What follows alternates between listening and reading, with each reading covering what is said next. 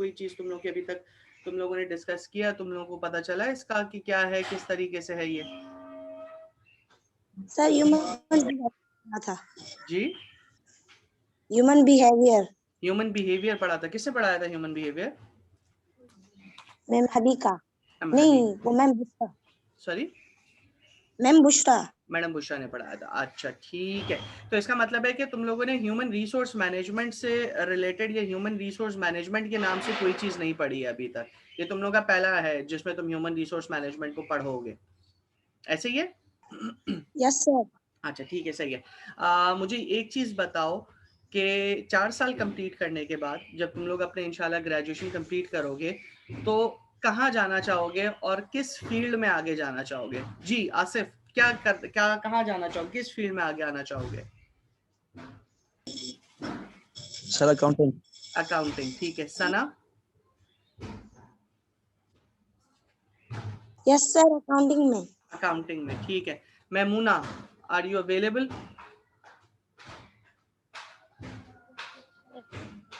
Okay Maimoona, क्या job करना चाहोगे तो किस फील्ड में जॉब करना चाहोगे बेटा? सर अकाउंट्स डिपार्टमेंट में, ठीक है। इकबाल, मोहम्मद इकबाल? Yes sir. जी sir same field accountant. Accounting, ठीक है। Parina? Yes yes Parinaz ji, Parinaz? Sir same ही अकाउंट अकाउंट, डिपार्टमेंट। ठीक है ठीक है ठीक है। सद्दाम, सद्दाम हफीज?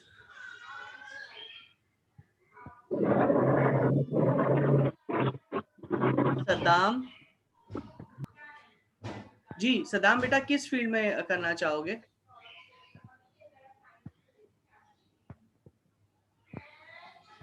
सद्दाम, ओके, शायद आई बिलीव वो उनका माइक नहीं चल रहा है। जी मोहम्मद फुरकान, फुरकान जी? जी सर। ये किस फील्ड में आगे आना चाहोगे या किस फील्ड में जॉब करना चाहोगे? सर मैंने तो फिलहाल यही सोचा हुआ है क्योंकि मेरी फील्ड अकाउंटिंग एंड फाइनेंस है, तो हम अच्छा किसी और सब्जेक्ट्स को सिलेक्ट नहीं कर सकते, तो मैंने यही सोचा है कि अकाउंटिंग की फील्ड में आगे जाऊंगा। अच्छा, ठीक हो गया। शिराज जी बेटा, शिराज,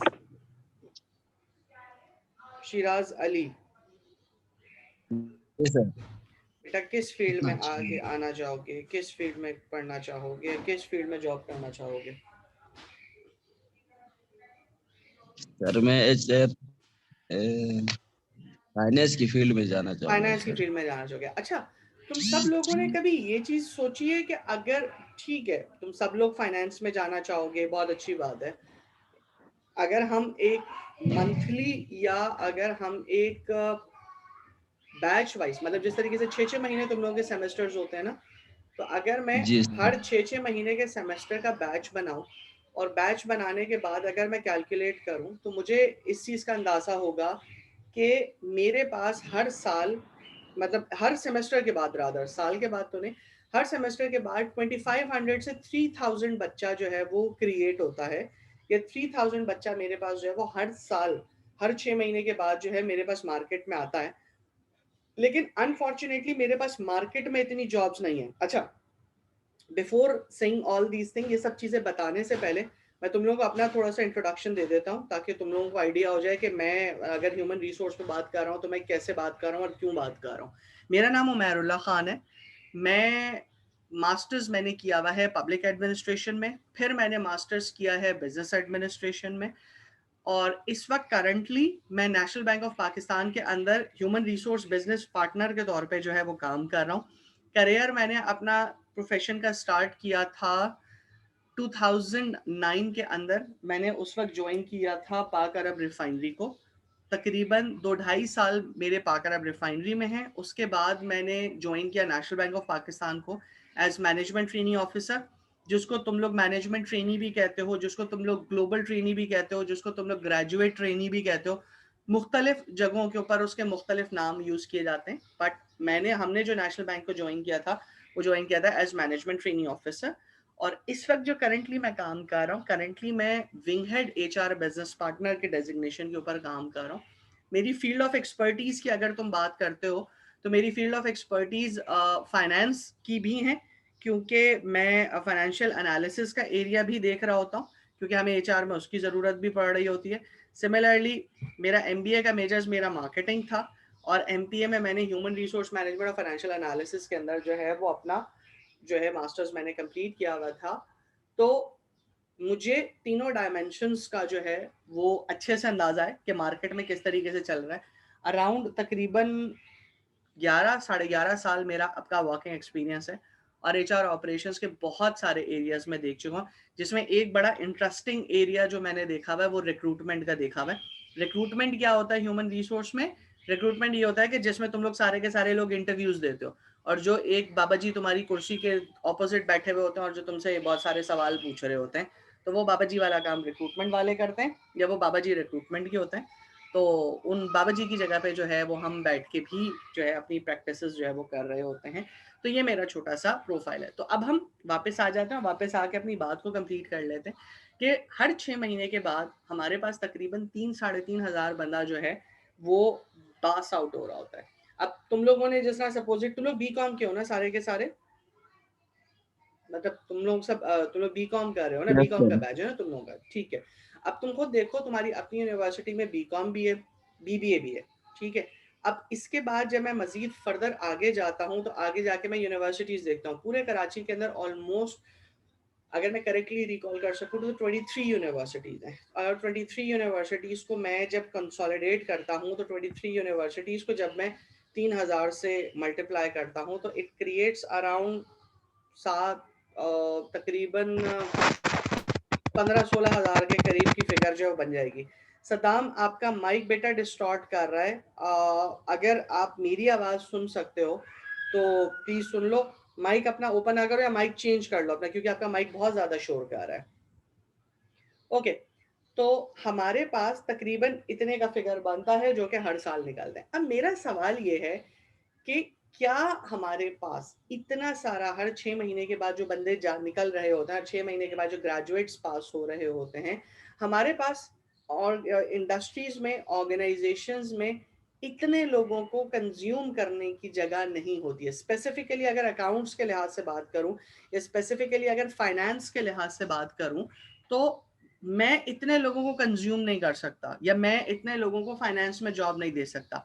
अब मुझे क्या करना चाहिए, या अब मैं क्या करूं, या अब मुझे तुम लोग सजेशन दो कि बीइंग एन कंपनी में जो क्या करूं मैं, या क्या किस तरीके से इसका हल निकालूं। मुझे बंदे तो चाहिए, लेकिन बंदे सारे के सारे फाइनेंस के हैं। अब तो मिसाल के तौर पर अगर मैं अपने पास इस वक्त भी देखूं तो इस वक्त मेरे पास 8 लोग हैं, और 8 के 8 लोग फाइनेंस में जाना चाहते हैं। तो मेरी कंपनी में खाली फाइनेंस तो नहीं है, तो अब मैं क्या करूंगा, या अब हम इसको किस तरीके से केटर करेंगे कि सबके सब फाइनेंस में जाना चाहेंगे तो फिर तो नहीं हो सकेगा। मिसाल के तौर पे 9 में से 9 लोग हैं, मेरे पास एक सीट है फाइनेंस की, तो अब मैं किसी एक बंदे को फाइनेंस की पोजीशन दे सकूंगा ना, बाकी 8 लोग क्या करेंगे? जी आसिफ, जी सना, जी इकबाल।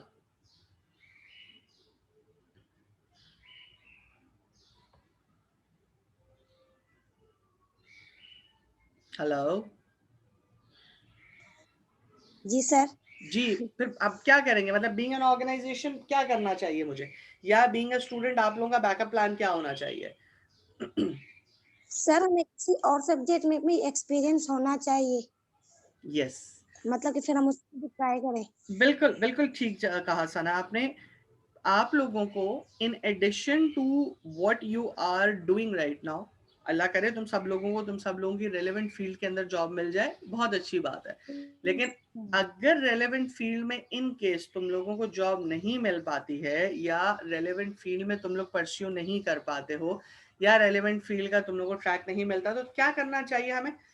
हमें ये करना होगा कि हम अपनी फील्ड को दूसरी फील्ड के अंदर, या दूसरी फील्ड को साथ लेके चलें, ताकि हमारी डिमांड क्रिएट हो सके। इकोनॉमिक्स में तुमने लॉ डिमांड और सप्लाई का कॉन्सेप्ट पढ़ा होगा, जिसमें हमारे पास जो इक्विलिब्रियम है वो कहाँ पे क्रिएट होता है, जहाँ पे डिमांड और सप्लाई एक दूसरे को इंटरसेक्ट करता है, ठीक है।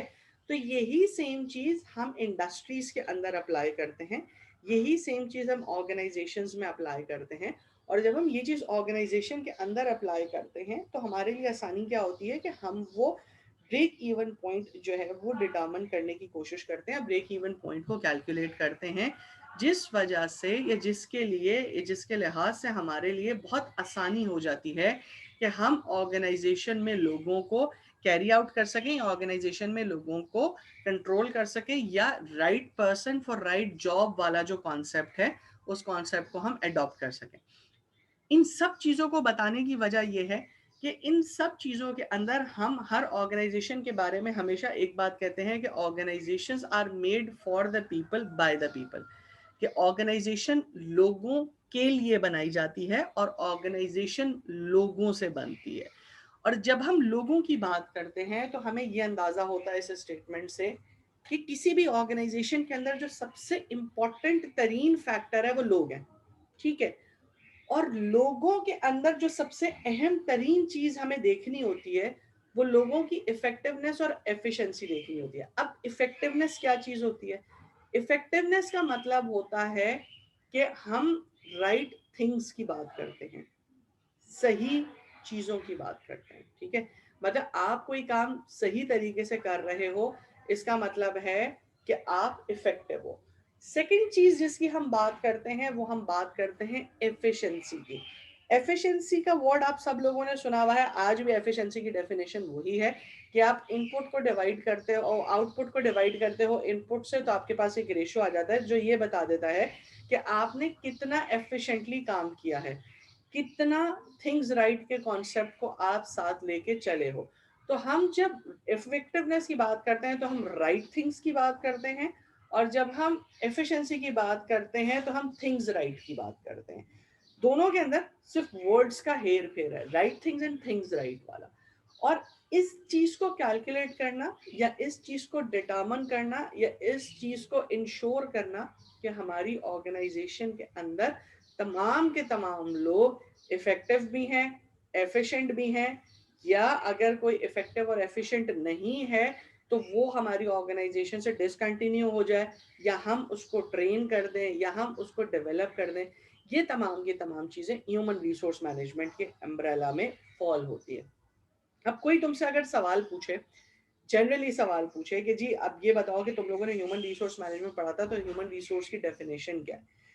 ह्यूमन रिसोर्स को या ह्यूमन रिसोर्स मैनेजमेंट को बहुत सारे तरीकों से, मुख्तलिफ तरीकों से डिफाइन किया जाता है, बट जो सबसे छोटी डेफिनेशन या सबसे जो सिंपलेस्ट डेफिनेशन हम ह्यूमन रिसोर्स मैनेजमेंट की देते हैं वो हम ये देते हैं कि किसी भी ऑर्गेनाइजेशन के अंदर एम्प्लॉयज की वेलबींग और एम्प्लॉयज की वेलफेयर करना इस तरीके से कि एम्प्लॉयज इफेक्टिवली ऑर्गेनाइजेशन में कंट्रीब्यूट कर सकें, this is what we call human resource management.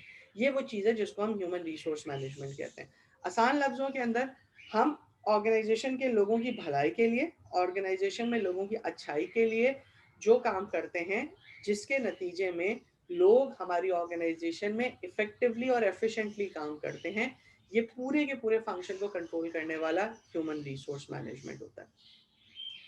चूंकि तुम लोगों को अभी फिलहाल ह्यूमन रिसोर्स मैनेजमेंट के बारे में बहुत ज़्यादा कोई नॉलेज नहीं है, ये बहुत ज़्यादा तुम लोगों को ह्यूमन रिसोर्स के बारे में जो है वो पता नहीं है, तो इसलिए हम लोग introduction to human resource management में बिल्कुल बेसिक्स से लेके चलेंगे, स्क्रैच से लेके चलेंगे, ताकि तुम लोगों की अंडरस्टैंडिंग क्रिएट हो, ताकि तुम लोगों को पता चल सके, ताकि तुम लोगों को अंदाजा हो कि जी ह्यूमन रिसोर्स मैनेजमेंट है क्या, या ह्यूमन रिसोर्स मैनेजमेंट किस तरीके से चलती है, या ह्यूमन रिसोर्स मैनेजमेंट के अंदर क्या क्या चीज़ें इन्वॉल्व होती हैं।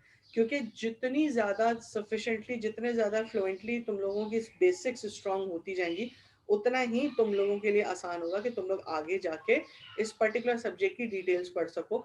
और हो सकता है कि अगर तुम लोगों को अकाउंट्स के अंदर, या अगर तुम लोगों को अकाउंट्स की पोजीशन के ऊपर अगर सेटिस्फाइड जॉब नहीं मिल पाती है, सेटिस्फाइड जॉब नहीं हो पाती, तो तुम लोगों के ह्यूमन रिसोर्स के कॉन्सेप्ट्स इतने स्ट्रांग हो इंशाल्लाह कि ऑर्गेनाइजेशन तुम्हें अकाउंट्स की जगह पे ह्यूमन रिसोर्स के अंदर ले ले, फिर बाद में तुम लोग अपना जो है वो ट्रांसफर करा लो। तो ये भी एक अच्छी चीज़ है जिसको हम मल्टी डायमेंशनल या मल्टी इफेक्टिवनेस के नाम से जो है वो ट्रीट कर रहे होते हैं, ठीक है। अच्छा, अब सबसे पहले थोड़ा सा हम क्लासेस के लिहाज से डिस्कस कर लेते हैं सबसे पहले, क्योंकि अभी मेरे पास कुल सिर्फ 5 मिनट रह गए। 5 मिनट के बाद मैं ये सेशन क्लोज कर दूंगा। क्लोज करने के बाद दोबारा हम वापस जो है इसी सेशन को ओपन करेंगे। हर हफ्ते वाले दिन तुम लोगों के 3 सेशंस हुआ करेंगे एक साथ मुसलसल। जिस तरीके से अभी आज का सेशन तो थोड़ा लेट शुरू हुआ है, दैट मीन्स 9 साढ़े 8 9 साढ़े 9 हो गए तकरीबन, 9:17 9:20 पे तुम लोगों ने ज्वाइन किया है।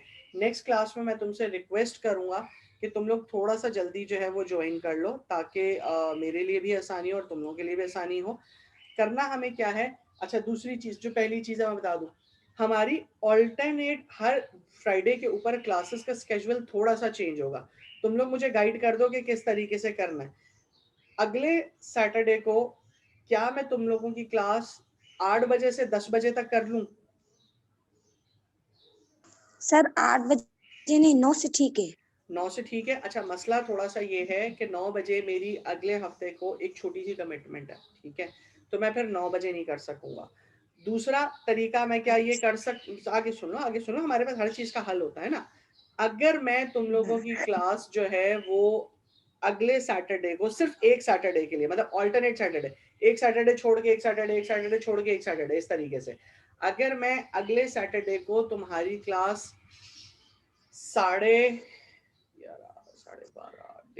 11:30 पे स्टार्ट करूं तो वो ठीक होगा तुम लोगों के लिए? कितने बजे सर? 11:30 11:30। सर सर आप अब सब स्टार्ट कर सकते हैं सर, कोई इशू नहीं है, हम उठ जाते हैं वैसे भी। नहीं यूनिवर्सिटी के लिए भी 8 बजे उठते हैं, फुरकान ठीक तो है, 8 से 10 क्लास। आई टोटली ठीक है। अंडरस्टैंड, बट पॉइंट इज देखो मुझे सबको साथ लेके चलना है। मुझे मैक्सिमम जो यस क्लास सर। कहेगी मैं उस चीज को अग्री कर लूंगा। आई नो, आई अंडरस्टैंड कि तुम लोग सब लोग जो है वो यूनिवर्सिटी के लिए भी 8 बजे उठते हो। मेरी प्रेफरेंस भी सुबह 8 बजे की ही है कि अगर 8 बजे हो जाए तो होता ही है कि फ्रेश माइंड होता है, हम लोग अच्छे तरीके से डिस्कस कर सकते हैं, क्वेश्चंस भी पूछ सकते हैं, डिस्कशन भी कर सकते हैं, और उसके बाद हम चीज़ों को जो है वो अंडरस्टैंड करके आगे चल सकते हैं। लेकिन अगर 8 बजे किसी को कोई प्रॉब्लम होता है, क्योंकि लेक्चर्स मेरे रिकॉर्डेड भी मौजूद होंगे, मैं तुम लोगों के तुम्हारे सीआर को रिकॉर्डिंग भी भेज दूंगा, तो इसका इशू नहीं है। लेकिन अटेंडेंस का तुम लोगों का मसला ज़रूर है।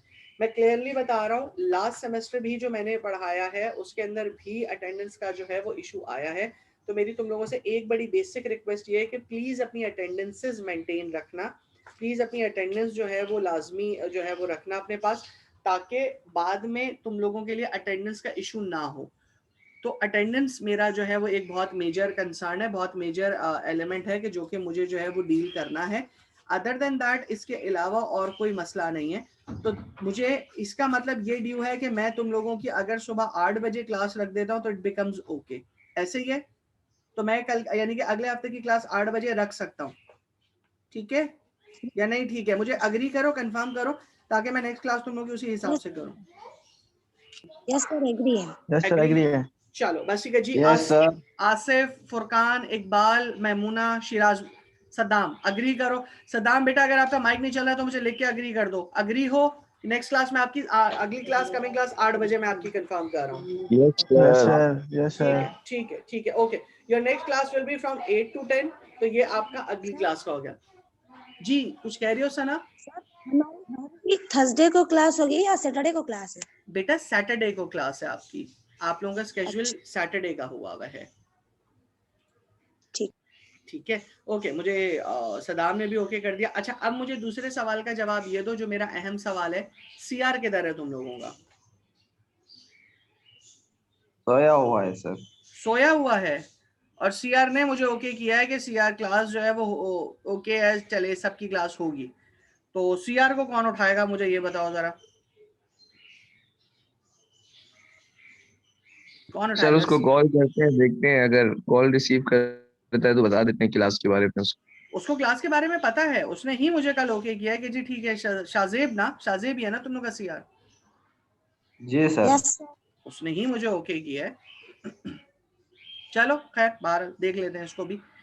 अच्छा दूसरी बात ये कि जो, एक मिनट रुको, मैं तुम लोगों की अटेंडेंस मार्क कर दूं सबसे पहले तो, ताकि तुम लोगों का जो है वो ये एक मसला भी हल हो जाए और मेरे लिए भी आसानी हो जाए। एक मिनट रुको।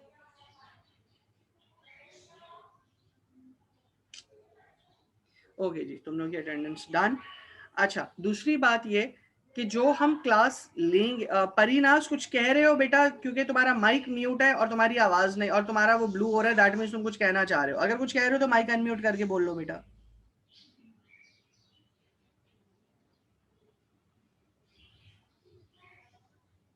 ओके, दूसरी बात कुछ ये, नहीं।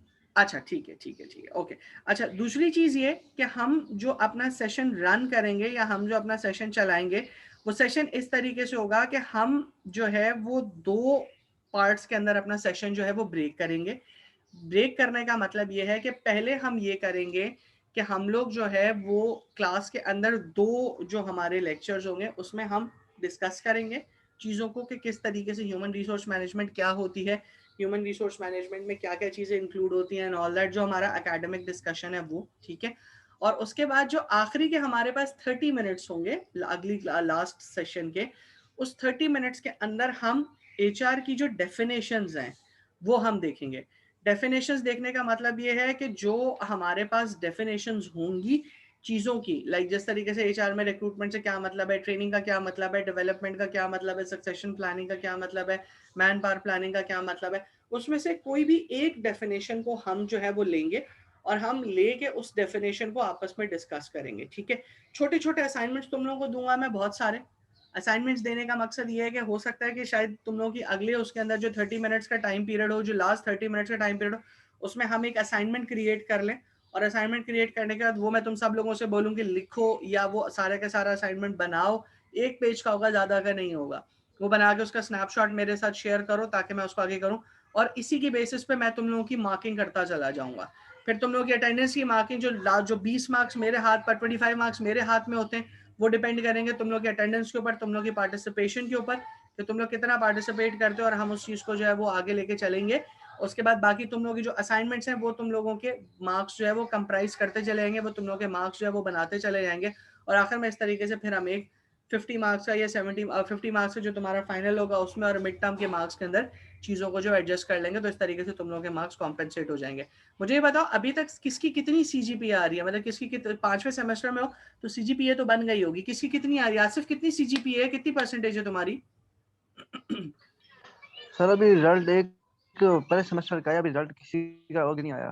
पहला तो 5 सेमेस्टर्स हो गए तो अभी तक पहले सेमेस्टर का सिर्फ रिजल्ट आया है, ऐसा कैसे हो सकता है भाई? जी सर। सर रिजल्ट आ चुके हैं सर, हाँ इसलिए CGPA कैलकुलेट।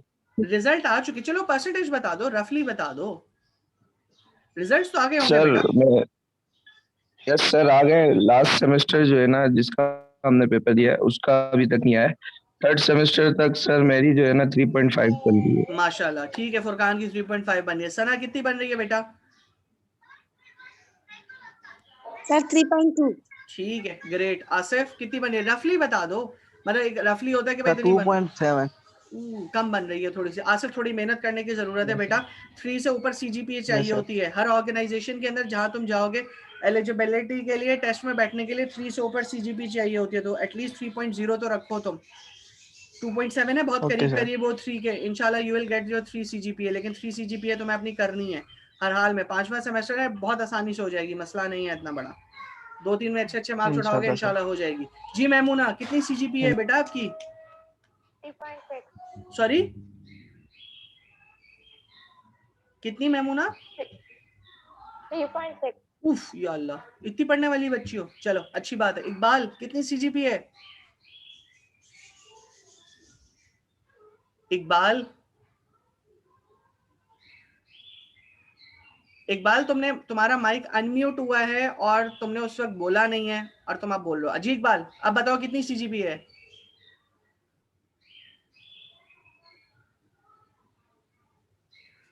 अच्छा आई थिंक शायद इकबाल की मुझे आवाज है। शिराज कितनी CGPA है? सर 3.3। ग्रेट। सदाम लिख के बता दो, सदाम तुम तो जल्दी से। ओ माशाल्लाह 3.78, माशाल्लाह माशाल्लाह।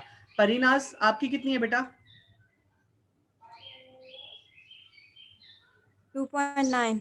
2.9, wow great. 2.9 Mohammad Iqbal, okay Mohammad Iqbal 2.9 से 3 तक, ओके ठीक है, मतलब वेरिएबल है आपका, ठीक है सही है, गुड। इकबाल कोशिश करो कि इसको 3, 3.1, 3.2 तक लेकर आओ ताकि सेफ रहो, ताकि फिर आगे तुम्हारे लिए जो है वो इशू ना आ रहा है थोड़ा सा। जी मुबारिका कुर्बान।